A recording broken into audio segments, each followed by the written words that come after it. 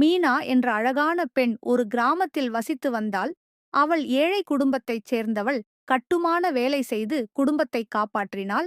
அவளுக்கு நீண்ட நாட்களாகவே சினிமாவில் நடிக்க வேண்டும் என்கிற ஆசை இருந்தது. ஒரு நாள் அந்த கிராமத்திற்கு சென்னையிலிருந்து அவளுடைய மாமா வந்தார். மீனாவிடம் பேசினார். "ஏன் மீனா, இங்கே கஷ்டப்படுற, சென்னை கிளம்பி வந்துடு. அங்கே உனக்கு நல்ல வேலை வாங்கித் தருகிறேன்" எனக் கூறினார்.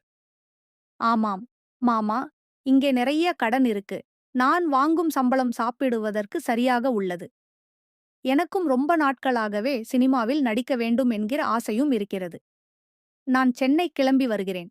எனக்கு ஒரு நல்ல வேலையும் சினிமாவில் நடிப்பதற்கு எப்படியாவது ஒரு வாய்ப்பும் வாங்கிக் கொடுங்கள்" எனக் கூறினால் இருவரும் சென்னை கிளம்பினார்கள். வாடகைக்கு ஒரு வீடு எடுத்து மீனாவை தங்க வைத்தார். அவளுக்கு ஒரு சூப்பர் மார்க்கெட் வேலையும் வாங்கிக் கொடுத்தார். இருந்தாலும் மீனாவிற்கு சினிமாவில் நடிக்க வேண்டும் என்கிற ஆசை கூடிக்கொண்டே இருந்தது.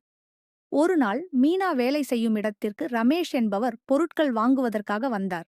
அப்போது மீனா தன் தோழிகளிடம் சினிமாவில் எப்படியாவது நடிக்க வேண்டும் என அதைப் பற்றியே பேசிக் கொண்டிருந்தாள். இதை கவனித்த ரமேஷ் மீனாவிடம் சென்று, "உங்களுக்கு சினிமாவில் நடிப்பதற்கு ஆர்வம் உள்ளதா?" எனக் கேட்டார். மீனா, "ஆமாம் சார், எனக்கு சினிமா என்றால் உயிர். அதில் எப்படியாவது நான் நடிக்க வேண்டும். அதுதான் என் லட்சியம்" என கூறினாள். உடனே ரமேஷ் அவருடைய செல்போன் நம்பரை அவளிடம் கொடுத்து, "இதில் என் நம்பர் உள்ளது. வேலை முடிந்த பிறகு எனக்கு ஃபோன் செய்யுங்கள். நீங்கள் சினிமாவில் நடிப்பதற்கு ஒரு வாய்ப்பு வாங்கித் தருகிறேன்" எனக் கூறினார். மீனாவும் ரமேஷின் நம்பரை தனது செல்போனில் பதிவு செய்து கொண்டாள். அன்றுக்கு வேலையெல்லாம் முடிந்த பிறகு மீனா ரமேஷ்க்கு ஃபோன் செய்தாள். உடனே ரமேஷ், "மீனா, உங்களுக்கு சினிமாவில் ஹீரோயினாக நடிப்பதற்கு எல்லா தகுதியும் இருக்கு. ஒரு வாரம் பொறுத்திருங்கள். நான் உங்களுக்கு ஒரு வாய்ப்பு வாங்கித் தருகிறேன்" எனக் கூறினார். பிறகு மீனா தான் ஊரில் வாங்கியிருக்கும் கடன் பற்றியும் தான் ஒரு ஏழை என்பதையும் அவரிடம் கூறினாள். இருவரும் அடிக்கடி செல்போனில் பேச ஆரம்பித்தார்கள். பிறகு நெருங்கி பழக ஆரம்பித்தார்கள். ஒரு வாரம் கடந்தது. அன்று ஞாயிற்றுக்கிழமை ரமேஷ் மீனாவின் வீட்டிற்கு வந்தார். "மீனா, சினிமாவில் நடிப்பதற்கு உனக்கு ஒரு வாய்ப்பு கிடைத்திருக்கிறது.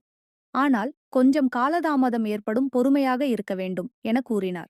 "வாய்ப்பு மட்டும் வாங்கிக் கொடுங்க சார். எவ்வளவு காலமானாலும் பரவாயில்லை. நான் பொறுமையாக இருக்கிறேன்" என்றாள் மீனா.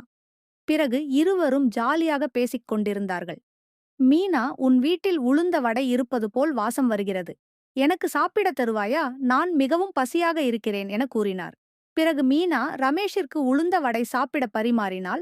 ரமேஷிற்கு உளுந்த வடையின் சுவை நாக்கில் ஒட்டிக்கொண்டது. அடிக்கடி மீனாவின் வீட்டுக்கு வந்து உளுந்த வடை சாப்பிட ஆரம்பித்தார். கடைசி வரை மீனாவிற்கு சினிமா வாய்ப்பு வாங்கிக் கொடுக்கவே இல்லை. இதனால் கவலையான மீனா தனது சொந்த கிராமத்திற்கு வந்து கட்டுமான வேலை பார்க்க ஆரம்பித்து விட்டாள்.